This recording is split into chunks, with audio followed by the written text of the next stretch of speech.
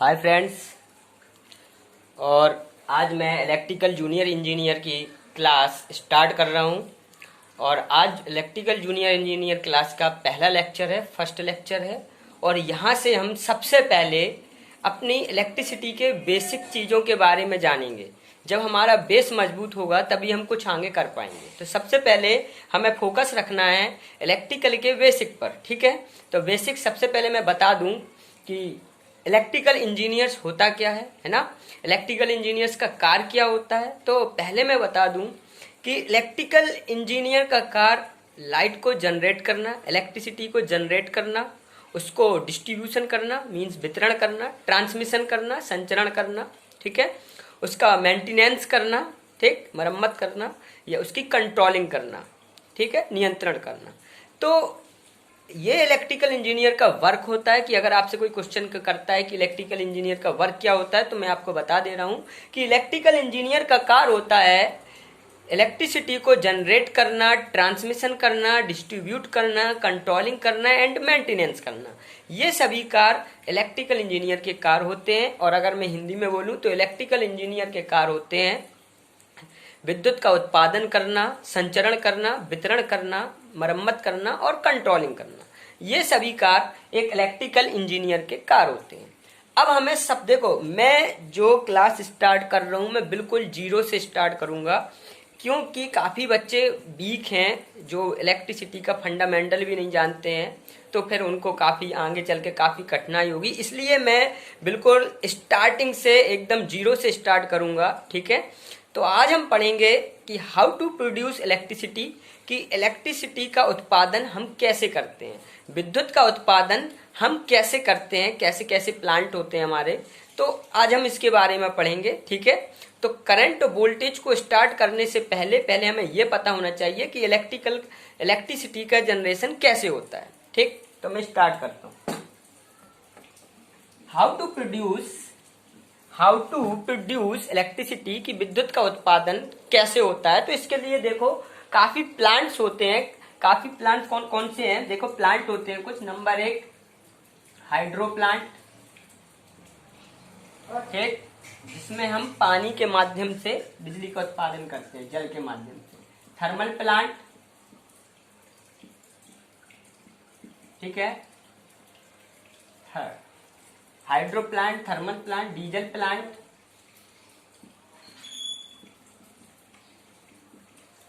Nuclear plant,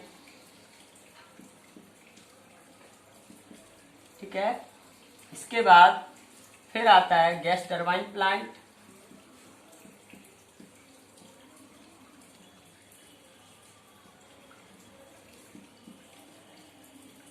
और इसके बाद फिर आता है, मैं प्लांट्स के नाम लिख रहा हूं पहले। इसके बाद हाइड्रो हो गया, थर्मल हो गया, डीजल प्लांट हो गया, न्यूक्लियर हो गया और गैस टरबाइन प्लांट हो गया, ठीक। इसके बाद अभी सोलर प्लांट। तो ये कुछ प्लांट मैंने लिखे हुए हैं। ये जिसके माध्यम से हम विद्युत का उत्पादन करते हैं वो प्लांट मैंने आपके सामने लिख दिए हैं। Hydro plant, thermal plant, diesel plant, nuclear plant, gas turbine plant और सोलर प्लांट। ये प्लांट है, इनके माध्यम से हम बिजली का उत्पादन करते हैं। तो देखो हम एक ज्यादातर हमारे जो इंडिया में है, इंडिया के अंदर सबसे ज्यादा विद्युत का उत्पादन जो होता है वो होता है हाइड्रो प्लांट के से। हाइड्रो प्लांट को ही सॉरी थर्मल प्लांट से सबसे ज्यादा जो विद्युत का उत्पादन होता है वो होता है थर्मल प्लांट से, यानी भाप शक्ति संयंत्र, ठीक है। इसी को हम वेपर प्लांट कहते हैं, इसी को हम स्टीम प्लांट भी कहते हैं। थर्मल प्लांट से ही भारत में सबसे ज्यादा बिजली का उत्पादन होता है। ये क्वेश्चन कंपटीशन में आता है कि भारत में सबसे ज्यादा बिजली का उत्पादन किस प्लांट के से होता है। तो मैं बता दूं किस प्लांट से होता है, थर्मल प्लांट से होता है, ठीक है। अब हम बात करेंगे, और इसके बाद फिर दूसरे नंबर पर आता है हाइड्रो प्लांट, ठीक है। तो पहले हम समझ लें कि हाइड्रो प्लांट से बिजली का उत्पादन कैसे होता है। चलो आज हम समझते हैं हाइड्रो प्लांट के माध्यम से।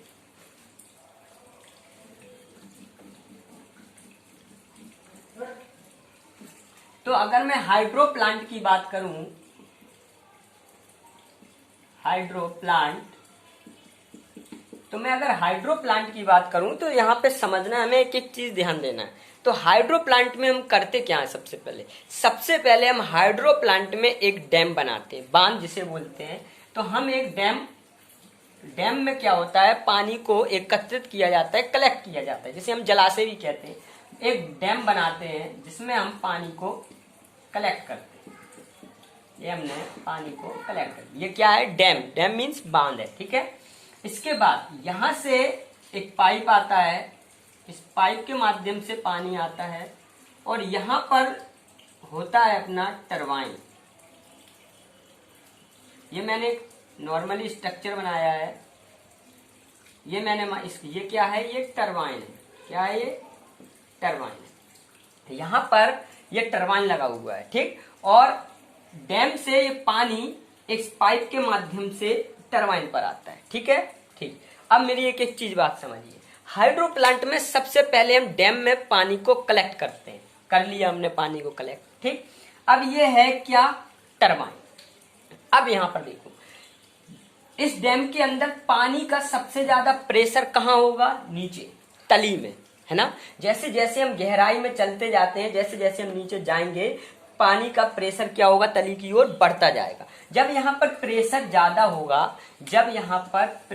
ज्यादा होगा, तो बताओ वेलोसिटी, पानी का वेग भी ज्यादा होगा, वेलोसिटी भी ज्यादा होगा, पानी काफी तेज स्पीड से जाएगा। और इस वाटर में, पानी में दो एनर्जी होंगी। एक होगी स्टैटिक एनर्जी, जो अभी यहाँ पर पानी में जब बांध में पानी भरा हुआ है उस समय उसके अंदर स्टैटिक एनर्जी है, ठीक, स्थितिज ऊर्जा है। लेकिन जब पानी गति करने लगता है तो उसमें स्थितिज ऊर्जा में कमी होती है और गतिज ऊर्जा में वृद्धि होती है। जब पानी गति करने लगेगा तो उसमें गतिज ऊर्जा आ जाएगी, काइनेटिक एनर्जी आ जाएगी, ठीक है।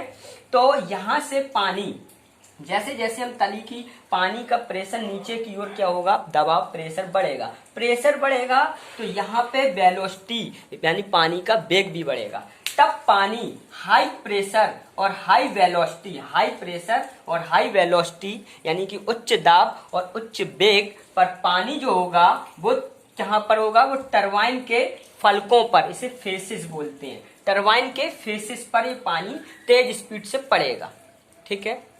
हाई प्रेशर और हाई वेलोसिटी पर जो पानी होगा वो कहाँ होगा? वो टरबाइन के प्रेशर पर, फलकों पर पड़ेगा। और जैसे ही पानी हाई प्रेशर और हाई वेलोसिटी पर उसके फेसेस पे पड़ेगा तो टरबाइन क्या करेंगे?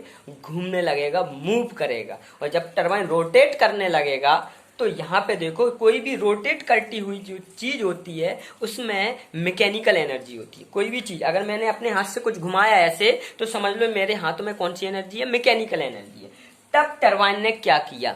तब टरबाइन ने पानी की ऊर्जा का मतलब गतिज ऊर्जा और स्थितिज ऊर्जा को किसमें कन्वर्ट कर दिया? टरबाइन ने पानी की गतिज ऊर्जा और स्थितिज ऊर्जा को किसमें कन्वर्ट कर दिया? मैकेनिकल एनर्जी में। क्यों? क्योंकि टरबाइन रोटेट करने लगा है और रोटेट करती हुई कोई भी चीज होती है तो उसमें कौन सी एनर्जी होती है? मैकेनिकल एनर्जी, ठीक है। तब टरबाइन ने पानी की स्थितिज ऊर्जा और गतिज ऊर्जा को मैकेनिकल एनर्जी में कन्वर्ट कर दिया। इतना समझ में आ गया? अब ये देखो, ये टरबाइन की सॉफ्ट है और मैंने एक जनरेटर लिया और जनरेटर को टरबाइन के सॉफ्ट के साथ कनेक्ट कर दिया, ठीक। अब जब ये टरबाइन घूमेगा तो बताओ जनरेटर भी घूमेगा, ठीक। तो मैंने इसकी सॉफ्ट के साथ एक सॉफ्ट में एक जनरेटर जोड़ दिया। क्या जोड़ दिया? जनरेटर जोड़ दिया। जनरेटर क्या करता है? जनरेटर जोड़ दिया जिससे तार निकले होंगे, ठीक है। एक जनरेटर जोड़ दिया। अब जनरेटर करता क्या है? जनरेटर मैकेनिकल, क्योंकि जनरेटर को हम घुमाते हैं सबसे पहले, तो कौन सी एनर्जी थी? मैकेनिकल। और फिर हमें जनरेटर से कौन सी सप्लाई मिलती है? इलेक्ट्रिकल, है ना। तो जनरेटर क्या करेगा? जनरेटर मैकेनिकल एनर्जी को इलेक्ट्रिकल एनर्जी में कन्वर्ट करता है। जनरेटर क्या करता है?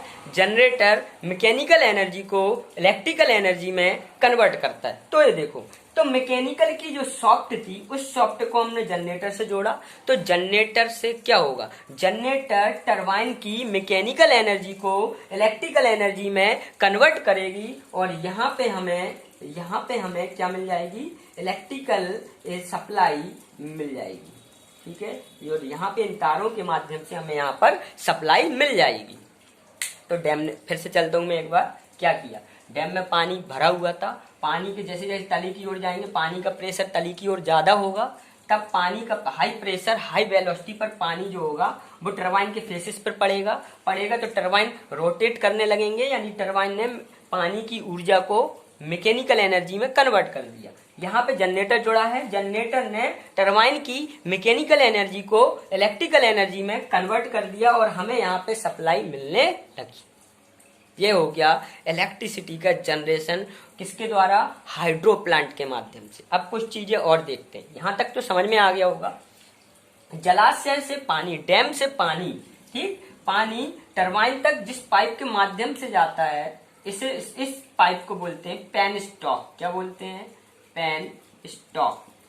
इस पाइप को क्या बोलते हैं हम, पेन स्टॉक। जलाशय से पानी या डैम से पानी टरबाइन के फेसेस तक जिस पाइप के माध्यम से जाता है उस पाइप को हम पेन स्टॉक कहते हैं। ये पूछा जाता है, कंपटीशन में क्वेश्चन आता है कि बताइए जलाशय से पानी या जल स्रोत वाटर सोर्स से पानी जो टरबाइन तक जिस पाइप के माध्यम से जाता है उसे क्या कहते हैं, उसे पेन स्टॉक कहते हैं। यहीं से कंपटीशन चालू हो चुका है, काफी क्वेश्चन पीछे भी मैंने बताए थे, है ना, ठीक। और एक क्वेश्चन और अभी बताया था कि सबसे ज्यादा जो है ना इलेक्ट्रिसिटी जनरेट होती है वो किस प्लांट से होती है, थर्मल प्लांट से, ठीक है। अब आगे चलते हैं, फिर एक क्वेश्चन, पानी जब इस पे घलता है तो देखो ये कुछ पानी इस पे यूज होगा और कुछ पानी उछलेगा तो वो वेस्ट होगा। जो पानी वेस्ट होगा वो एक जगह वो पानी गिर के नीचे यहाँ कलेक्ट हो जाएगा, इसे बोलते हैं अपन टॉलरेंस। टॉलरेंस यानी वाटर जो होता है वो टरबाइन पर घलने के बाद जो अनयूज्ड वाटर होता है वो कहां पर कलेक्ट होता है, कहां पर एकत्रित होता है, तो उसे कहते हैं हम टॉलरेंस। अब देखिए एक क्वेश्चन ये हो गया, अगला क्वेश्चन चलते हैं। अब ये टॉलरेंस हो गया। अब ये पानी यहाँ पर अगर पड़ा रहेगा तो बेकार नहीं होगा, तो हमने सोचा क्यों ना इस पानी को दोबारा यूज कर लें। तो इस पानी का दोबारा यूज अगर करना है तो यहीं से पानी हम पंप की सहायता से कहाँ पे पहुंचा देंगे, कहाँ पे पहुंचा देंगे, ये पानी हम पहुंचा देते हैं कहाँ पर, ये पानी दोबारा हम डैम में पहुंचा देंगे पानी किस, और जिस, अब ये क्वेश्चन एक और बना कि टॉलरेंस से पानी डैम तक जिस पाइप के माध्यम से, जिस ट्यूब के माध्यम से भेजते हैं उस ट्यूब को हम ड्राफ्ट ट्यूब कहते हैं। यहां से कंपटीशन क्वेश्चन चालू हो चुके हैं कि टॉलरेंस से वाटर जिस ट्यूब के माध्यम से डैम तक पहुंचाते हैं उस ट्यूब को ड्राफ्ट ट्यूब कहते हैं। तो ये चीजें हो गई हैं, इस तरह से हमने इलेक्ट्रिसिटी को जनरेट किया है। अब कल से हम पढ़ेंगे, करंट से हम स्टार्ट करेंगे, करंट, वोल्टेज, पावर, बिल्कुल बेसिक से स्टार्ट करेंगे। आज मैंने बता दिया how to generate electricity by hydro plant, ठीक। हम एक एक प्लांट के, आज जैसे हाइड्रो प्लांट पढ़ाया, फिर मैं करंट वोल्टेज के बारे में और इनके बेसिक इलेक्ट्रिसिटी स्टार्ट करूंगा, फिर बीच में आपको थर्मल प्लांट भी बताऊंगा, फिर डीजल प्लांट, एक एक करके सभी प्लांट को बीच बीच में पढ़ते जाएंगे। तो अगर हमारी वीडियो अच्छी लगी हो तो लाइक करें, शेयर करें, सब्सक्राइब करें और प्लीज वीडियो को अंत तक देखें ताकि एक चीज समझ में आए, तभी हम, क्योंकि हमें इसमें बिल्कुल एकदम घुस के पढ़ना है ताकि कोई भी क्वेश्चन आ जाए कहीं से छूटना नहीं चाहिए, ठीक है। तो आज के लिए दोस्तों इतना ही काफी है। Okay, bye.